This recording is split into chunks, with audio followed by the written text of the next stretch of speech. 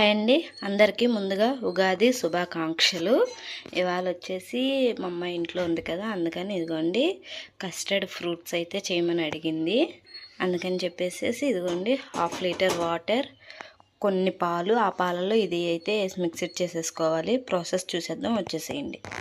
పాలైతే వెయిట్ చేసుకుంటున్నాను. 2 table spoons అయితే పౌడర్ వేసుకొని బాగా మిక్సింగ్ చేసుకోవాలి.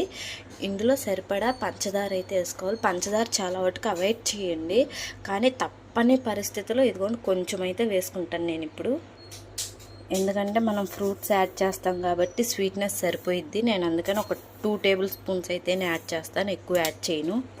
పంచదార అయితే 2 టేబుల్ స్పూన్స్ అయితే యాడ్ చేసుకున్నాం. ఇదిగోని బాగా తిప్పుతుండాలి, మీగడ అనేది ఎక్కడ కట్టకూడదు. అట్లాగే ఈ కస్టర్డ్ పౌడర్ కూడా ఎక్కడ ఉండలు లేకుండా అయితే కలిపేసాను. ఇది కొంచెం పొంగుతున్నప్పుడైతే ఈ పౌడర్ వేసేసుకోవాలి. ఇదిగోండి పాలు అయితే మరుగుతున్నాయి. ఇప్పుడైతే ఈ కస్టర్డ్ పౌడర్ అయితే వేసేసుకున్నాం. ఒకసారి మళ్ళీ కలిపి వేసుకోండి, ఎందుకంటే కింద ఎక్కడ ఉండలు లేకుండా గడ్డ కట్టుకోకుండా ఉంటుంది. ఇదిగోండి కస్టర్డ్ పౌడర్ అయితే వేసేసుకున్నాను.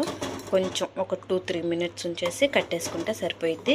ఎందుకంటే ఇది ఎక్కువసేపు కనుక మరిగితే బాగా చిక్కగా అయిపోయిద్ది. మళ్ళీ మనకు ఆరాక కూడా ఇంకా థిక్నెస్ ఎక్కువైపోయిద్ది.